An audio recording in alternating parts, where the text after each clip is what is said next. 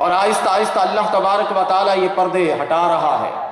آہستہ آہستہ ہمارے لوگ دیکھ رہے ہیں کہ جو کل تک اسلام پر دھبا لگا رہے تھے، اصل میں وہ اسلام پر دھبا نہیں ہے، اسلام کو بدنام کرنے کا ایک طریقہ ہے، مسلمانوں کو بدنام کرنے کا ایک طریقہ تھا، ورنہ مسلمان تو ان اصولوں کا پاسدار ہے، ان اصولوں کی پابندی کرتا ہے، اور مسلمان یہ چاہتا ہے کہ کبھی بھی ہمارے اندر انتقامی جنگ کی آگ بھڑکے تو کسی کے ساتھ حق تلفی نہ ہو، کسی کے ساتھ ظلم نہ ہو۔ وَلَا يَجْرِمَنَّكُمْ شَنَآنُ قَوْمٍ عَلَىٰ أَلَّا تَعْدِلُوا اعْدِلُوا هُوَ أَقْرَبُ لِلتَّقْوَىٰ۔ قرآن کریم تو مسلمان کو یہ سمجھاتا ہے کہ اہل ایمان کہیں ایسا نہ ہو کہ دشمن کی دشمنی تمہیں اعتدال سے ہٹا دے، دشمن کی دشمنی تمہیں عدل سے ہٹا دے، کہیں ایسا نہ ہو تم دشمنی میں آ کر اندھے مت ہو جانا، انتقامی آگ میں جب تم بھڑکاؤ تو اس میں آ کر اندھے مت ہو جانا کہ خود بھی جلو دوسرے کو بھی جلا کر راکھ کر دینا، ایسا نہیں کرنا، بلکہ انتقامی آگ کی جو حد بندی بتائی گئی ہے اس حد بندی پر رہنا۔ اگر اس سے تجاوز کر گئے تو ان اللہ لا يحب المعتدین، اللہ تعالیٰ حد سے تجاوز کرنے والے کو پسند نہیں کرتا۔ تو ایسی صورت میں آپ گھر بار سب کو چھوڑ کر جہاد کے باوجود اللہ کے ناپسندیدہ ہوں گے، آپ سرمایہ لگائیں گے، سب کچھ خرچ کریں گے، اس کے باوجود اللہ تبارک و تعالیٰ کے ناپسندیدہ ہو جائیں گے۔ تو اس سے آپ بچیے، اپنی آخرت کو بچا کر رکھیں۔ تو یہ اللہ تبارک و تعالیٰ کا دین اور اسلام، مذہب اسلام ہمیں یہ اصول بتا رہا ہے۔ یہ انتقامی جنگ کی بات ہے، اور ایک ہے دفاعی جنگ۔ دفاعی جنگ میں یہ ہوتا ہے کہ ایک دفعہ آپ کو چھیڑا جاتا ہے، آپ خاموش رہتے، دوسرے دفعہ آپ کو چھیڑا جاتا ہے، پھر آپ خاموش رہتے، پھر آپ کو چھیڑا جاتا ہے، خاموش رہتے، لیکن آخر کار تنگ آمد بجنگ آمد، تنگ آنے کے بعد بندہ جنگ پر ابھر آتا ہے۔ اسلام نے اس کی بھی حد بندی کی ہے کہ جب تم تنگ آ کر جنگ کی طرف مائل ہو جاؤ گے اور جنگ کی طرف کھنچ کر چلے آؤ گے تو اس کے لیے بھی تمہیں اصول بتایا جاتا ہے، اس کے لیے اصول قرآن کریم نے بتایا۔ اذن للذین یقاتلون بانہم ظلموا وان اللہ علی نصرہم لقدیر۔ مسلمانوں کو اب اجازت دے دی گئی، مسلمانوں کو اللہ تبارک و تعالیٰ کی طرف سے یہ حکم دے دیا گیا کہ اب تم ان سے لڑو جو تم پر ظلم کر رہے ہیں، جو تمہیں ستا رہے ہیں، ان سے اب لڑنے کی تمہیں اجازت ہو گئی۔ ایک عرصہ تک مکہ المکرمہ میں مسلمانوں پر ظلم و ستم ہوتا تھا، اللہ تعالیٰ نے جہاد کی اجازت نہیں دی، نبی کریم علیہ السلام پر پتھر برسائے جاتے تھے، لیکن جہاد کی اجازت ابھی نہیں ہوئی، ابھی دفاع کرنا ہے، دفاعی پہلو کو ابھی اپنانا ہے۔ نبی کریم علیہ السلام پر کیا کیا ظلم مکہ میں نہیں کیا گیا، سرکار دو عالم علیہ السلام سہتے رہے، لیکن اس کے باوجود ان کے اندر انتقام کی آگ بھڑک رہی تھی۔ پھر جو لوگ مسلمان ہوتے اب ان کے لیے مکہ کی زمین تنگ کی جا رہی تھی، جو لوگ کلمہ پڑھتے مکہ میں انہیں ستایا جاتا تھا، طرح طرح کی اذیتیں دی جاتی تھی۔ کس طرح سے بلال کو اذیتیں دی گئی، کس طرح سے حضرت سمیہ کو اذیت دی گئی، کس طرح سے دیگر صحابہ کو اذیت دی گئی ہے، وہ ساری تاریخ میں موجود ہے، اور آپ اکثر و بیشتر مقررین سے سنتے رہتے ہیں۔ یہ سب کچھ ہو رہا تھا، اللہ تعالیٰ نے یہاں تک حکم دیا کہ محبوب ان کو کہیے ہجرت کر کے چلے جائیں، ابھی دفاع کا مقام ہے، ابھی آپ صبر کیجئے، یہ ظلم کر رہے ہیں، آپ صبر کیجئے، یہ آپ کو ستا رہے ہیں، آپ کے ماننے والوں کو ستا رہے ہیں، آپ صبر کیجئے۔ نبی کریم علیہ السلام مکہ کی سرزمین پر رہتے ہوئے صبر کرتے رہے۔ آپ نے آپ کو جہاد کا حکم نہیں دیا گیا، اور نہ آپ نے کبھی بھی صحابہ سے خود کہا کہ جہاد کرو۔ جب مدینہ منورہ آ گئے پھر بھی نبی کریم علیہ السلام اطمینان سے اپنا مشن جاری رکھ رہے تھے، آپ اطمینان سے اپنا کام کر رہے تھے۔ مکہ والے تو خود ہی تو چل کر بدر آئے تھے، میرے نبی صلی اللہ علیہ وسلم نے اپنے غلاموں کو لے کر خود نہیں گئے تھے، یہ خود چل کر آئے تھے بدر کے مقام پر، اور نبی کریم علیہ السلام سے لڑنا چاہتے تھے۔ اب اللہ تعالیٰ نے حکم دے دیا کہ یہ لوگ ظلم کر رہے ہیں، اب ظلم کی انتہا ہو گئی۔ صحابی ہجرت کر کے جب حبشہ گئے، یہ وہاں پہنچ گئے تھے، وہاں جا کر شاہ حبشہ کو بہکا رہے تھے، ظلم کی انتہا ہو گئی، اب آپ کو دفاعی جنگ کی اجازت مل جاتی ہے۔ نبی کریم علیہ السلام کو دفاعی جنگ کی اجازت ملی، اور نبی کریم علیہ الصلوۃ والسلام نے پھر صحابہ کو لیا اور لے کر بدر کے مقام پر گئے۔ دیکھیں اسلام جنگی معاملات کو بھی کتنے احسن طریقے سے حل کر رہا ہے۔ اگر انتقامی جنگ ہے تو حد بندی ہے کہ جتنا اس نے تمہیں نقصان پہنچایا اتنا تم ان کو پہنچاؤ۔ اگر دفاعی جنگ ہے تو دفاعی جنگ پہلے برداشت اور صبر کے لیے کہا جاتا ہے کہ پہلے صبر کر لو، پہلے برداشت کر لو۔ اس کے باوجود بھی اگر یہ نہیں مانتے تو پھر اللہ تبارک و تعالیٰ نے حکم دیا کہ اب نکل جاؤ۔ اذن للذین یقاتلون بانہم ظلموا وان اللہ علی نصرہم لقدیر، کہ محبوب آپ نکلیے، اب آپ جہاد کیجئے، اب آپ کو اجازت دی جا رہی ہے کہ آپ دفاعی جنگ کی طرف آ جائیے، ورنہ یہ مسلمانوں کی مسجدیں گرا دیں گے، عبادت خانے گرا دیں گے، یہ عبادت کرنے نہیں دیں گے۔ اللہ تبارک و تعالیٰ فرماتا ہے کہ اب آپ نکلیے، ہم آپ کی مدد کریں گے۔ وَإِنَّ اللَّهَ عَلَىٰ نَصْرِهِمْ لَقَدِيرٌ، اللہ تعالیٰ تمہاری مدد کرے گا، اللہ اس پر قدرت رکھتا ہے۔ تو دیکھیے دفاعی جنگ کے جو اصول بتائے جا رہے ہیں یہ بھی انتہائی مجبوری کی حالت میں، یہ وہ سارے اصول ہیں جو اہل یورپ تک پہنچتے نہیں۔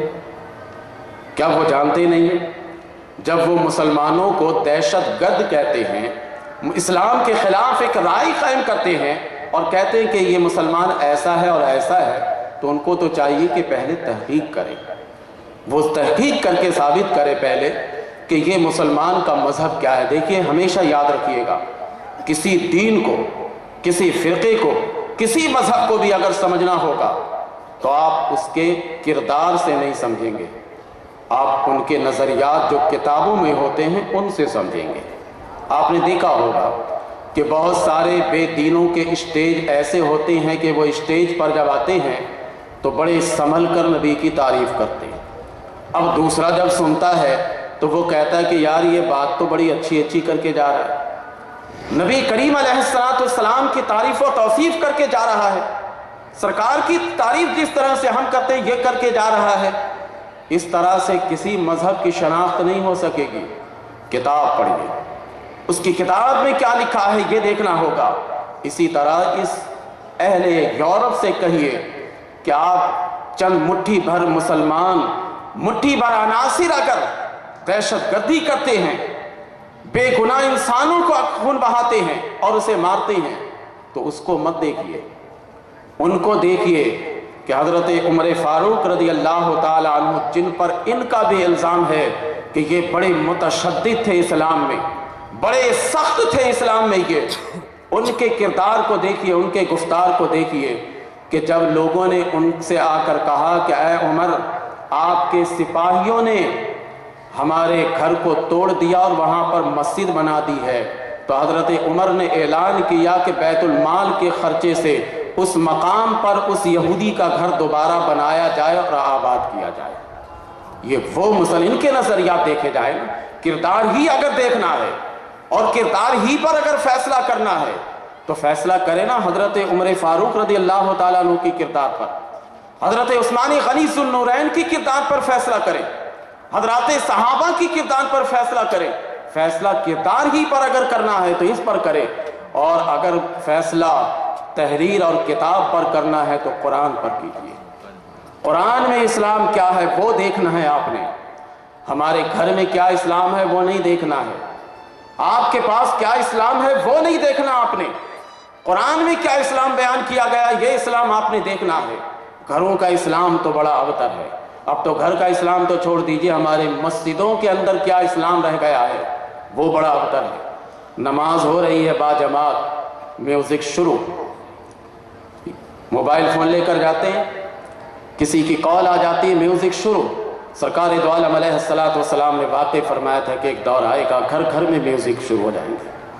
اللہ کے گھر کو بھی ان لوگوں نے نہیں بچایا۔ اسلام یہ نہیں دیکھنا آپ نے، اسلام دیکھنا کہ قرآن میں کیا ہے، اسلام دیکھنا ہے کہ قرآن میں کیسا اسلام بیان کیا گیا ہے۔ اگر اس قرآن کے اندر آپ کو اسلام کے اندر کوئی جھول نظر آئے تو پھر ہم سے بات کریں، ہمارے گھر کو دیکھ کر اسلام کے بارے میں فیصلہ نہ کریں، ہماری زندگی کو دیکھ کر اسلام کے بارے میں فیصلہ نہ کریں۔ آپ کسی مسلم معاشرے کو دیکھ کر، اس کے اندر برائی کو دیکھ کر اسلام کے بارے میں فیصلہ نہ کیجیے، بلکہ آپ اسلام کے بارے میں فیصلہ آپ نے اگر کرنا ہے تو قرآن کو دیکھ کر کرنا ہے، بخاری شریف کو دیکھ کر کرنا ہے۔ میرے نبی صلی اللہ علیہ وسلم کے فرامین کو دیکھ کر آپ نے فیصلہ کرنا ہے. اور میں 100% یقین سے کہتا ہوں، بلکہ 200% یقین سے میں کہتا ہوں کہ اسلام کو اگر قرآن سے دیکھ کر فیصلہ کیا جائے گا تو دنیا میں اسلام سے بہتر مذہب کوئی نظر نہیں آئے گا. اور اسلام کو دیکھ کر، قرآن کو دیکھ کر اگر اسلام کے بارے میں فیصلہ کیا جائے گا تو قرآن کے اندر جو بین الاقوامی قوانین بتائے گئے وہ قرآن سے اچھا قانون کسی کا ہو ہی نہیں سکتا ہے. اقوام متحدہ کا بھی وہ قانون نہیں ہو سکتا، کسی کا بھی وہ قانون نہیں ہو سکتا ہے. وہ قانون صرف اسلام کا ہے. تو اسلام نے بین الاقوامی تعلقات کے جو قوانین وضع کیے وہ بڑے شاندار ہیں. اس میں دوست اور دشمن سب کو ایک کیا گیا. اصول سے ہٹنے کی اجازت نہیں دی گئی. کہا گیا اصول میں ہی آپ رہیے، اور اصول سے ہٹ کر یہاں اسی وجہ سے کہا گیا وَلَا يَجْرِمَنَّكُمْ شَنَآنُ قَوْمٍ عَلَىٰ أَلَّا تَعْدِلُوا، کہ کبھی دشمنی تمہیں دشمن کے خلاف اس حد تک نہ بھڑکا دے کہ تم عدل سے ہٹ جاؤ. عدل سے دشمن کے بارے میں بھی ہٹنے کی اجازت نہیں ہے. دشمن سے بھی برتاؤ کریں گے تو عدل کے ساتھ کریں گے. تو یہ اسلام جو قانون بنا رہا ہے وہ دشمن کے لیے بھی عدل کا قانون ہے اور دوست کے لیے بھی عدل کا قانون ہے. اور پہلے کی تہذیب، قدیم تہذیب میں جو قانون بنائے گئے تھے وہ دوستوں کے لیے الگ قانون تھا، دشمنوں کے لیے الگ قانون تھا. دوستوں کے لیے قانون ہوتا تھا اور دشمنوں کے لیے ثواب دید ہوتا تھا. ثواب دید پر میں نے تو آپ کو زیادہ بتایا نہیں، وہ قانون سرسری طور پر میں نے آپ کو بتائے تھے. وہ ثواب دید پر آپ خود دیکھ لیجئے گا کہ آج کل ہمارے یہاں جس علاقے میں، خطے میں، دیہات کے علاقے میں، جرگہ میں وہاں تک اسلامی تعلیمات نہیں پہنچی، وہاں پر فیصلہ ثواب دید پر کیا جاتا ہے. وہ ثواب دید پر جب فیصلہ کرتے ہیں تو ہمارے سامنے ان کے فیصلے کبھی اخبار میں آتے ہیں تو پڑھ کر حیران رہ جاتے ہیں کہ یہ فیصلہ ہوا ہے. وہ ثواب دید پر قاعدے سے نہیں کرتے.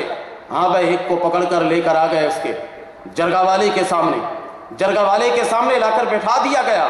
اب اس کے پاس کوئی قانون کا صحیفہ تو ہے نہیں، کوئی قاعدہ تو ہے نہیں، کوئی قانون اور ضابطہ تو ہے نہیں. وہ جرگہ والے سنتے ہیں، سننے کے بعد جوش میں آ کے کہتے ہیں اس کے ساتھ یہ سلوک کر دو، اسے کاری کر دو، یا پھر اسے مار دو لے جا کر، یا پھر اس کو لے جا کر زندہ درگور کر دو. یہ سارے واقعات ہمارے ملک میں ہو رہے ہیں. زندہ درگور بھی کیا گیا ہے. یہ کس کا فیصلہ تھا؟ جرگے کا فیصلہ تھا. کاری کیا جانا یہ تو آج بھی ہے، یہ بھی جرگے کا فیصلہ ہوتا ہے. یہ ثواب دید اسی کو کہتے ہیں کہ ثواب دید پر فیصلہ کیا جانا یہ جہالت ہے، انتہائی جہالت ہے. قدیم تہذیب میں یہ معاملہ کیا جاتا تھا، لیکن اسلام نے آ کر ثواب دید کو ہٹا دیا اور کہا معینہ قاعدے پر فیصلہ کرو. اگر کوئی چور چوری کرتے ہوئے پکڑا جائے تو ثواب دید پر فیصلہ تم نے نہیں کرنا، تم نے قانون کے مطابق فیصلہ دینا ہے. اگر کوئی کسی کو قتل کرتے ہوئے پکڑا جائے، قاتل ہو، تو اس قاتل کے ساتھ ثواب دید پر تم نے فیصلہ نہیں کرنا ہے، بلکہ قاعدہ اور قانون کے مطابق تم نے فیصلہ کرنا ہے. جس جرم میں بھی کوئی پکڑا جائے اسے ثواب دید پر تم فیصلہ مت کرو گے، بلکہ اسے قاعدے اور قانون کے مطابق، چاہے وہ اپنا ہو چاہے وہ پرایا ہو، چاہے وہ دشمن ہو چاہے وہ دوست ہو. تو سارے یورپ کے قانون، یونانی قانون، رومیوں کے قانون اور قدیم تہذیب والوں کے قانون، سب کے سب قانون جدا گانا تھے، لیکن اسلام نے جو قانون بنایا وہ قانون یکساں قانون ہے. یکساں قانون بنا کر اسلام نے ہمیں بتایا کہ اس قانون کے طرف آؤ. تو بین الاقوامی تعلقات کے جو قوانین اسلام کے ہیں وہ بڑے اچھے اور سنہرے ہیں. یہ سب در حقیقت جو باتیں ہو رہی ہیں یہ سب آپ کے مطالعے کے لیے ہے. یہ تقریر میں اس طریقے سے بیان کرنا بڑا مشکل کام ہوتا ہے کہ تقریری انداز میں ان قوانین کو بتایا جائے، لیکن پھر بھی میں آپ کو بتا دیتا ہوں، چونکہ ان کی باقاعدہ سی ڈی بنتی ہے اور کافی تعداد میں لوگ، دور دراز کے لوگ دیکھتے بھی ہیں. میں بڑائی کے طور پر نہیں کہنا چاہتا، بلکہ میں تو یہ کہوں گا کہ جب سی ڈی بنے گی تو اس کو کاٹ دیجئے گا میرے اس فکرے کو. آپ کو صرف تحدیث نعمت کے طور پر کہتا ہوں کہ کئی سی ڈیاں ایسی ہیں میری جو کینیڈا تک سی ڈی پہنچی ہے. وہاں کے لوگوں نے باقاعدہ آرڈر دے کر منگوائے کہ یہ سی ڈی بھیجی ہمارے پاس. سب سے پہلی سی ڈی انہوں نے اسلام اور دہشت گردی والی اس نے سنی تو ان کو جستجو پیدا ہوئی. پھر اس نے رسول اکرم صلی اللہ علیہ وسلم بحیثیت قانون داں، قانون ساز، یہ سی ڈی سنی تو سی ڈی منگاتے رہے۔ تو میرے پیش نظر صرف یہ محفل نہیں، بلکہ میرے پیش نظر یہ ہے کہ باقاعدہ میری بات ریکارڈ ہو رہی ہے اور یہ بات آگے تک پہنچے، اس میں غیر مسلموں کو بھی سنائے، مسلمانوں کو بھی سنائے، کیونکہ ابھی غیر مسلموں کو سمجھانا تو دور کی بات ہے، ہمارے اپنے پڑھے لکھے لوگ جو اپنے تعلیم کے زوم میں آ کر مذہب اسلام کے بہت ساری چیزوں سے انکار کر رہے ہیں، انکار کر دیتے ہیں، یہ چیز صحیح نہیں، وہ چیز صحیح نہیں ہے، ان کو سنائیے، ان کو سمجھائیے۔ تو پہلا اصول اسلام نے بین الاقوامی تعلقات کے جو بتائیں، اب آپ لوگ متحرک ہوئیے، میں گفتگو ختم کر رہا ہوں۔ پہلا اصول کیا بتایا تھا؟ وحدت انسانی۔ دوسرا اصول وحدت نظریہ۔ تیسرا اصول جی مذہبی رواداری، یہ تیسرا اصول تھا۔ چوتھا اصول انتقامی جنگ۔ پانچواں اصول دفاعی جنگ۔ بس یہ 5 ہی تک رکھیں، باقی اصول تو اور بھی ہے، کیونکہ جہاں قانون کی بات ہوتی ہے تو بہت طویل بات ہوتی ہے، قانون کی جہاں تک بات ہوتی ہے، جیسے معاہدہ کر کے غیر مسلم معاہدہ توڑ دے تو اس کا کیا ہوگا، پاسداری اصول کا قانون آئے گا، وغیرہ وغیرہ۔ یہ ایک لمبی چوڑی فہرست ہے جس میں اسلامی قانون اور اسلامی نظریات بتائے گئے، لیکن میں یہ سمجھتا ہوں کہ کسی بھی عنوان اور ٹاپک پر اگر 1 گھنٹہ تک مواد دے دیا جائے تو باقی دروازے خود آپ کے لیے کھل جاتے ہیں، کہ پھر اسلام کس طرح سے قانون بتاتا ہے، کیسے نظریات کا اسلام متحمل ہے، وہ دروازے خود بخود کھل جاتے ہیں۔ تو اتنی دیر کی گفتگو سے آپ کو خود اندازہ ہو گیا ہوگا کہ اسلام اور بین الاقوامی تعلقات یہ کیا ہے۔ اللہ تبارک و تعالیٰ سے دعا ہے کہ اللہ تبارک و تعالیٰ ہم سب کو سمجھنے کی توفیق عطا فرمائے، اور اللہ تبارک و تعالیٰ ہم سب کو یہ گفتگو عام کرنے کی توفیق دے، سنیں بھی، یاد بھی رکھیں، اور پھر اسے عام بھی کریں۔ اللہ تبارک و تعالیٰ ہم سب کو عمل کی توفیق دے۔ وما علینا الا البلاغ۔